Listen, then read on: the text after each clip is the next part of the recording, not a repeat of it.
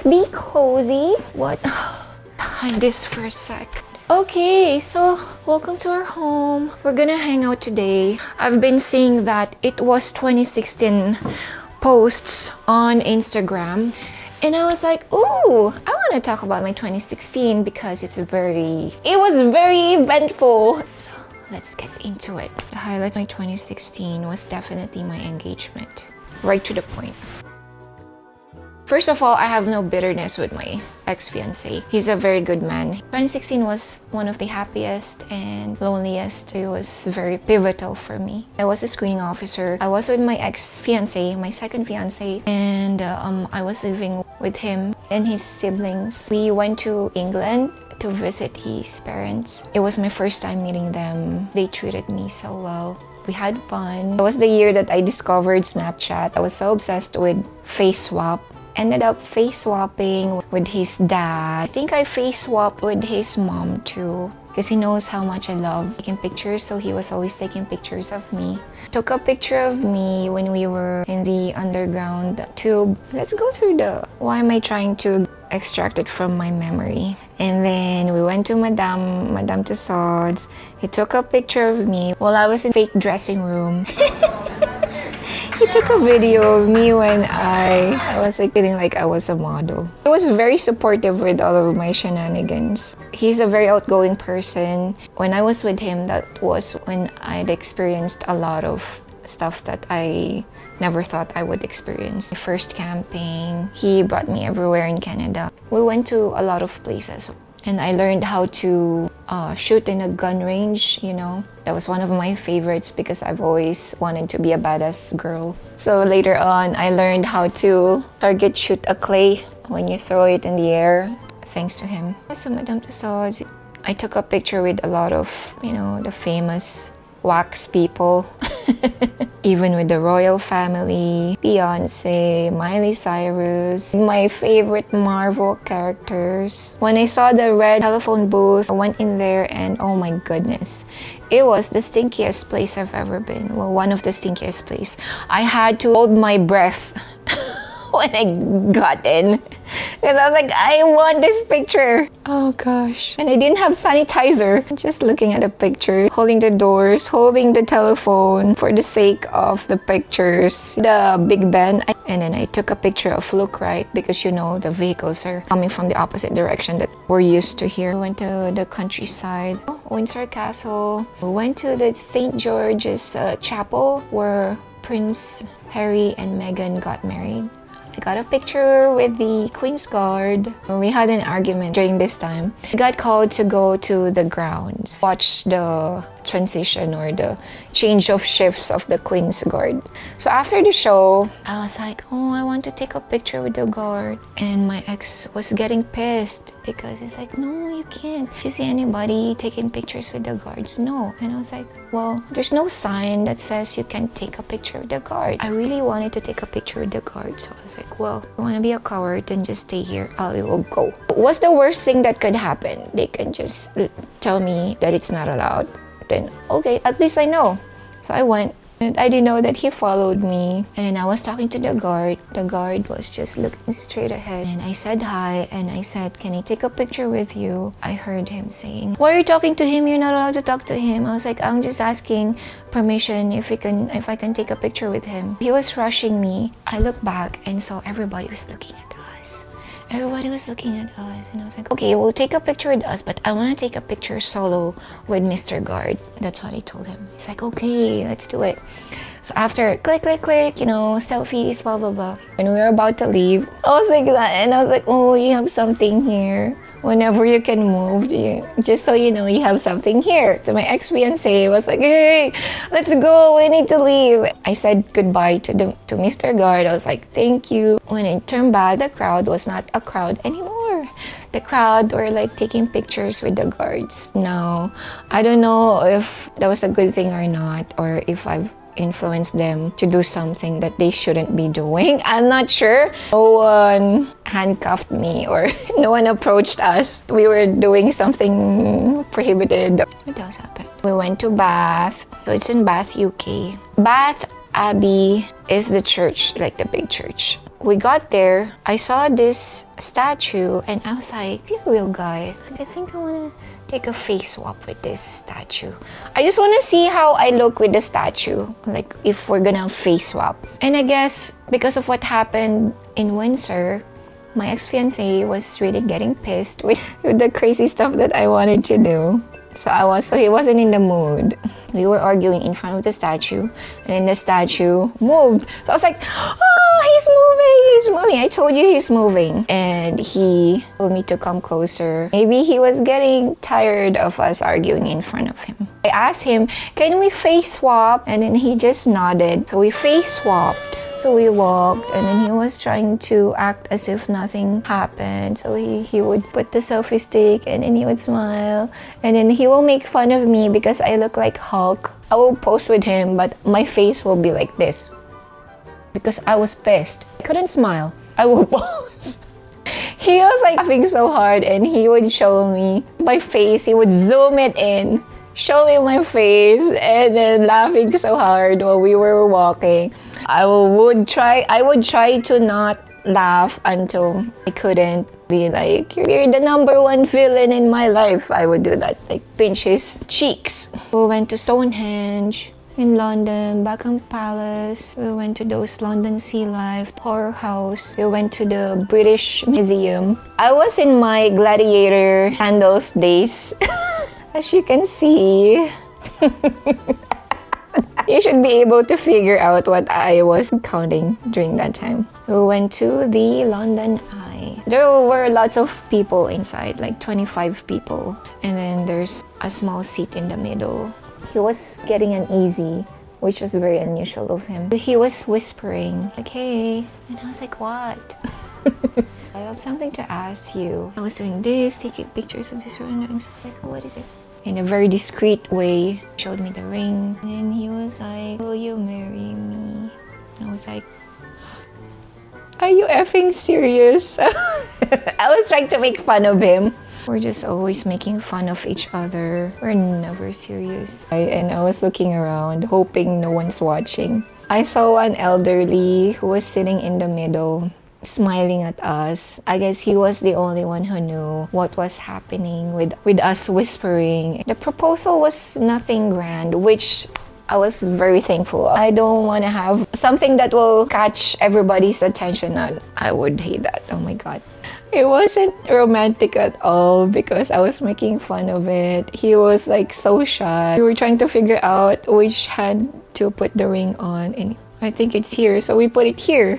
And then we started taking selfies. I posted it on Facebook. Everybody's comment was like, "Congrats, everybody's happy. 300 likes, blah, blah, blah." The comments were like, "Oh, you put it in the wrong hand. Should be left hand." Well, we didn't know that. It's the first time I got engaged. There was no ring involved. Anyway, came home, same month. We went to Beyonce's concert. It was my very first concert to attend. I got to be so close to freaking Queen Bee. I was like losing my shit. But the VIP were very close. If I were to go to a concert, I should be able to afford to be at the very front. That's how I want to experience concerts. If I'm gonna go to a concert and I'm up there and I can only see the artist this small, I would rather just watch it on TV. It was raining on this day and I enjoyed this so much. I feel like we shouldn't have gotten engaged because it broke us. Because the thing with this relationship was we just always have fun. There's no communication. I told you, like, we don't have any serious conversation. The only serious conversation we had was when we just started and we were fighting. We fought a lot because I was effed up. And he was the same. Like, we were young, so we fought a lot. That was the only serious moments we had. And that was what's missing in our relationship. I was the only one planning the wedding. It felt as if he just proposed just so I won't leave the relationship. Whenever I tried to plan with him, he would always be playing on his phone. He had no input. He wasn't interested. I already gave a deposit for the venue of the wedding, right? Deposit for the wedding organizers. Good thing I haven't given the photographer a deposit too. He didn't really want to be married. Or at least he didn't want to be married to me. That's how it felt like. I tried so many times to get him involved with the wedding planning, but he was never interested. And everything was just happening at the same time. Something happening with my family that I was so depressed about. And he didn't know how to handle me. He even told my friend, it's like I don't know her. It was different because I was dealing with something very serious. He didn't know how to be there for me. I was dealing with that. I was dealing with him. So when I was dealing with all of those, came this sister incident, and I was like, with everything that's going on with my family, with you, I don't have patience to deal with your sister. I can't take this anymore because I've been experiencing that. I cannot take this anymore. I'm leaving. He still thought I'm just saying that because I was upset. I asked him if he wanted to come with me and move out to have our own place. We're getting married anyways, in my head, we're engaged, gonna get married anyways. That's still what's going on in my head. We're gonna get married. But he said no. When he said no about moving out, my shoulders dropped. I knew that him refusing to come with me was the beginning of the end. I could feel it. September, I moved out. I moved into an empty house, questioning everything because we were about to get married to the Philippines. I was supposed to go to the Philippines for 2 weeks to organize everything, to meet with the organizers, with all the vendors. So I already booked my plane ticket. I canceled the wedding. But I didn't cancel my flight. I was so close to not going because it was just another reminder that my greatest dream, settle down to find the love of my life, to be married and start a family, was not happening. So the day of my flight, we had a big fight. When he said, oh, you can have fun, well, he was like playing on his phone and I was still last minute packing for that trip. I look at him and I was like, you still don't get it, do you? What I meant was, he still didn't get how big of a deal, how it hurt to cancel that wedding. He still didn't get it. So after saying that, closed my luggage, I thought I broke it. I was just so mad. I was so upset. I left, packed it. And then he followed me. That's where I said everything that I wanted to say. I was like, you didn't care. Anyway, so we had a huge fight and I ended it. I broke up with him. That 2 weeks, I was so lost. I was like, that trip was so sad. And I came back and then he picked me up, acting as if nothing is happening, acting as if I didn't break up with him. He picked me up with flowers. I thanked him. I guess for him, I was just upset, so he let me be. We broke up. I was in this empty house alone. I would always go to work 7 days a week. Sometimes I would even pick up shifts in between my shifts. But I wasn't crying at all. I couldn't cry. I didn't feel like crying. I was like, oh, I thought it's gonna be that hard, but I thought I was okay because I didn't feel like crying, but I felt empty inside. My journal, I was like, all of the most painful experiences, well, obviously it's gonna happen in Canada because I've spent my 20s in Canada. Maybe this country is not for me. That's what I thought in my journal. So at that moment, I searched for Emirates cabin crew. There's an open day in Toronto. 2 days from that day, I booked that flight. It was expensive. Since I don't know the whereabouts in Toronto, I booked same hotel where they're gonna have the open day, which was so expensive. It was like $350 per night. I booked that. I was like, I didn't care. I have all these savings. Since I worked so hard in my 20s, I have so much savings. Savings for my wedding, savings for buying house. I was like, I have all these savings for the future that now I don't have. So I was like, whatever. So I went. I arrived in the evening. It was crazy. I wanted to go back to Edmonton. It was cold. I couldn't grab a taxi. It was so hard to get an Uber because it was rush hour. I was still lost. So I reached out to this friend of mine who saved me during that period of my life. He was outside Toronto, but he's in Ontario. He kept me company with text messages. He kept me sane. He was the only person until now who knew what I was going through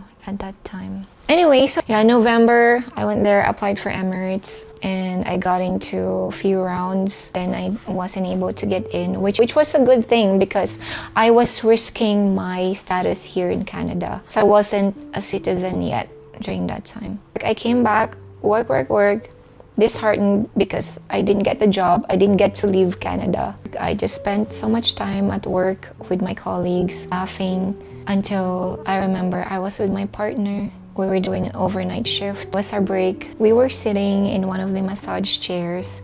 He was telling a story, a funny story, because that's what we've all been doing all shift, all night. But then the next thing I know, my face was in my palms. I was heaving.